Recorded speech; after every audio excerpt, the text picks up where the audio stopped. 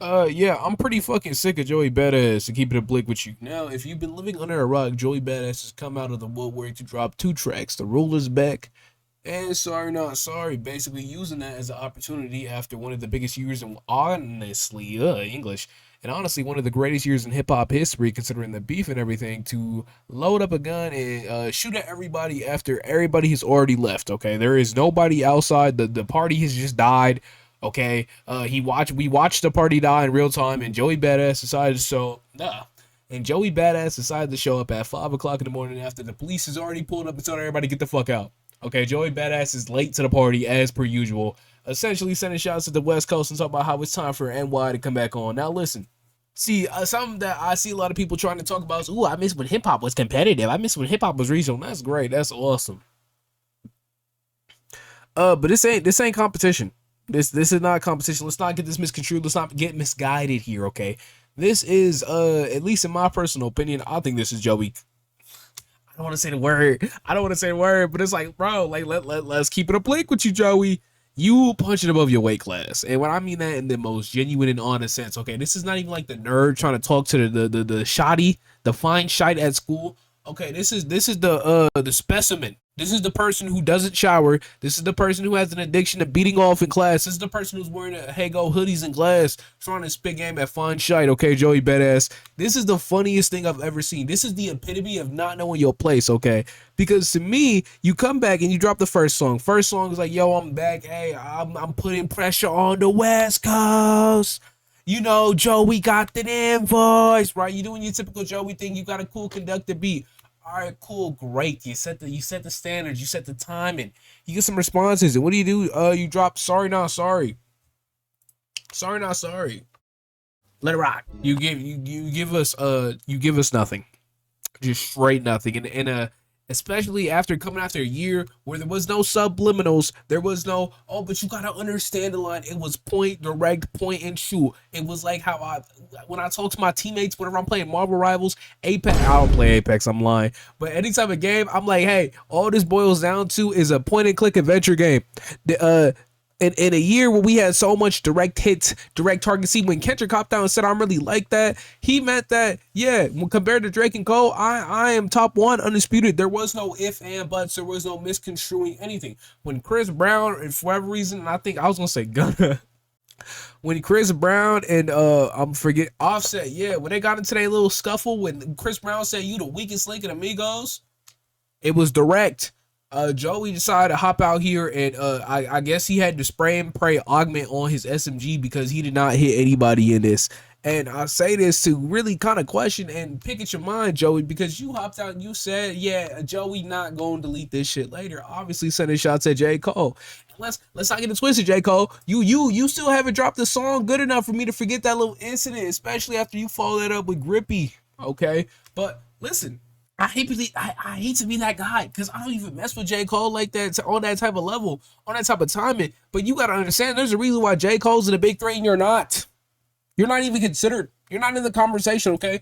J. Cole, his biggest claim to fame that he has over the other two individuals in the big threes, he had a monstrous, demonic, I'm talking prime, LeBron level of feature run from 2018 onwards. If there was ever a time period to make the case that J. Cole is at the peak of his career, it is now. When he's out here, he's dropping bangers. Hey, Revenge of the Dreamers 3 is still a phenomenal project, okay? Like, off top of my head, he had a lot with 21 Savage, or he had a lot. He had that one. Fuck. Damn. It was a lot. And there was another one, but it was really just a lot too. He had that one song with Yachty. Oh, Johnny P. Caddies, that phenomenal feature verse. Hey, he had Heaven's EP. I really messed with that joint, even though it's just a remix of the Drake thing. When he had the stick thing. See, I'm naming songs, okay? And I don't even like J. Cole like that. J. Cole had features. He was coming on anybody. J. Cole was like, hey, bro, anybody send me a song, I'll hop on it. And he really proved himself, okay? Especially at this time period where Drake is strictly doing his numbers thing, okay? He not really rapping like he used to. Kendrick is MIA. So what did J. Cole did? He took advantage of that opportunity and he proved himself. Now, I ain't no Cole Glazer, but that is the reason why he's in the big three. And that is why, even though after all this, he technically, at least in my personal opinion, should not have his spot rescinded, even if there's been proven to be a big one and a gap between the other two. But let's talk about you, Mr. Joey Badass. Joey bad before the ass. Joey, please hurry up and get your ass to class, okay? Joey Badass's claim to fame is Capital Steez's verse on survival tactics. Bucko, Brody, okay? Listen, and we don't even know if you wrote that one, because as far as I'm concerned, there was a big back and forth between, you know what? I'm not going to get into it, because that's disrespect to the dead. We going to leave that alone. But like, on some real shit, out of everyone in that progressive air group, Capital C's was like the highlight, okay? That was your LeBron right there. Use a bench warmer, Brody. Use a bench warmer, okay? I still play Last Straw every now and then. Just to be like, damn, he really could have been him. But let's talk about you, Joey. Let's talk about your accomplishments. Let's talk about what you've been up to, okay, Joey Badass. It's a saying, and you know, it's kind of devastating when the general consensus from your entire community, from your entire fan base, is that you did drop 1999. I'm not gonna ever try to take that away from you. That is a phenomenal mixtape, especially as someone who was 17 years old, and probably that's gonna be the best thing a 17-year-old has ever made for a long time, and that obviously eclipses anything I can ever do, right? But let's start out the way, okay? Because as a consumer of music, as someone who's a fan of your work, I'm gonna put an asterisk on the end of that sentence. 1999 came out years ago, Brody. That is your first body of work. So what do we got? We got Summer Nights? No. Bad Before the Ass, Bad Before the Money. It was solid. I messed with it. Okay, we got All American Badass. Once again, that's cool. That's great. Then he had Escape from New York, and I'm pretty sure this shouldn't even be on here because I'm like 99%. Yeah, this is a Beast Coast, that whole progressive air, right? And then if we ignore that, he did the same thing Kendrick did. As a matter of fact, Escape from New York dropped, I'm pretty sure, a year after the Black Panther album. So basically, they went on a 5-year hiatus, both of them. Joey came back with 2000, the sequel to his phenomenal mixtape 1999, 2000, and I'm gonna keep it real with you. This is all stinkers. I'm lying. It's not all stinkers. It got a couple I mess with, but overall, 2000 is just solid. That's the thing about Joey. He's solid. He's aight. Okay. Joey is trying to. This is literally like Lil Bro trying to fight at the top of the family throne, like your drunken father. Okay, this is like the sperm cell trying to box with the god. Joey's been talking about how he's up next. He's up next, Brody. You've been up next since the fucking Obama administration. What do you mean I'm up next? I'm up next. It's the same shit they be saying about Solfago. Except, you know, Solfago is like, I don't even want to give an excuse for that bum ass, fraudulent ass brethren. But like, literally, Joey, if you want to talk about you up next, let's look at Joey Badass. Let's be honest, okay? You got good numbers, okay? You got Love Is Only a Feeling, but like, do you have a classic song? Do you have a song that stands the test of time beyond all else? Okay, your claim to fame was harkening back to an era which you weren't even alive in. Okay?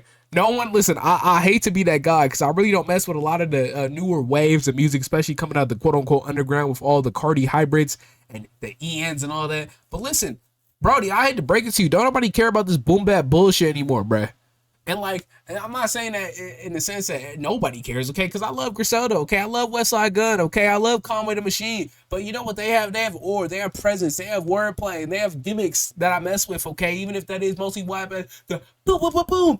Hey, yo, I wrapped the gold glasses. My homegirl, she started twerking, throwing all the ashes. So I had to pop out and break my glasses. Eyes pop out like Popeye when he got the spinach. Boom, boom, boom, boom.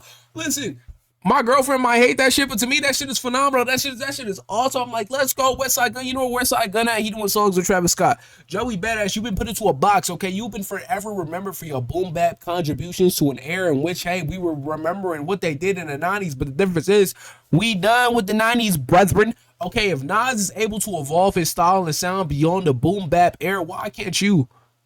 Why can't you? That's what, and I don't mean that he hasn't done it before. I mean in the sense is that, hey, this is what you're known for. You've never evolved beyond the sound. Okay, Kendrick is a primarily West Coast artist, but I like, even though his music came from the West Coast, I would not say that up until GNX was really around the time and he was like, hey, let me really show off. I'm a West Coast individual. I'm a West Coast brethren. Okay, he had, and don't get me wrong, he has songs around his whole discography, which he does incorporate those elements into a song. He has features when he hops on with other LA artists, but never did I ever just think, oh yeah, I don't fuck with Kendrick because I don't fuck with West Coast music. No, he transcends his whole regional barrier. That's the thing with Joey. Joey's still trying to claim the king of NY when nobody gives a damn about the king of NY. Okay, the king of NY, the last time that shit meant something was when Pop Smoke was on the come up. And he was on the come up during the last Trump administration before he unfortunately died, okay? Nigga, you're not even clear. Ice Spice. In the sense that nobody talks about you in that kind of view, and Ice Spice is on her way out. Ice has lost the spice. Nobody gives a fuck about Ice Spice, brethren. But you want us to come on here and talk about Joey Badass, and let me talk about the fact that you didn't even respond to Daylit. You didn't respond to Ray Vaughn. You didn't respond to the people actually shooting at you. You was like, nah, these is chumps to me. Chumps, brethren. When you're like the super senior trying to walk back in and so say that you the champion of the class and talk about, hey, remember when you used to run this town? Nobody gives a damn about you, Joey fucking Badass. And like, let's be real, okay? The people in your collective, I can't even be like the people in your collective, right? You know, numbers wise, yeah, he can go bar for bar with Denzel Curry, but you know what Denzel Curry has? Denzel Curry probably got the best consistency out of anybody in the game. Right, Denzel's always gonna be consistent. You always are gonna get a quality project. I don't even think current day Joey Badass is a better rapper than the. I was gonna say JPEG Mafia, but that'd be crazy, Glaze. That'd be crazy, Glaze, to say he's not even better than JPEG Mafia. But he might not be. That's the worst part. Like, and that's no hate or no. I'm hating. I'm not gonna lie to you. I'm genuinely hating. I'm putting Earl Sweatshirt. Matter of fact, I think I can name 50 rappers better than Joey Badass in the Big 25. Let's go. We got easily Kendrick Lamar. Go ahead. Let me go ahead and take Earl Sweatshirt. Let me go ahead and take Danny Brown. Let me go ahead and take Mac Miller. Pass. You know what? Fuck yeah. Put him on there. Let's go. Let's keep going. Let's go. Not Cardi. Absolutely not. Isaiah Rashad. I'm taking over Joey Badass. Do I want to take Logic? No, that's low key crazy. JID, Denzel Curry. Let's keep going. I will be more interested in Baby Key music than Joey Badass. Let's keep going. I already said Danny Brown. I already said let's get some new names in here. Obviously Cardi. You know what? I'd be more interested in the Ken Carson, Destroy Lonely. I will not want Ian over Joey Badass. I already said Tyler the Creator already dropped. You know what? We'll put him back on here. I want new Tyler over new Joey Badass. Unironically. Let's keep going. Not Kid Cudi. I'm done. I'm good on Cudi. Don Toliver, easy. I know he dropped last year. Travis Scott, yet again, another easy one. Let me go ahead and throw the wild card in there. And let me get the GOAT, the greatest of all time. Jason Zeothan.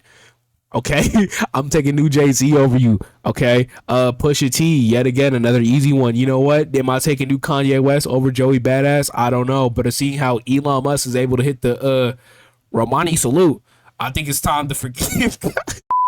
I don't mean that for real. And besides that, I mean the fact that you even gotta it's a competition to argue about who would I be more interested in listening to in 2025 between Mr.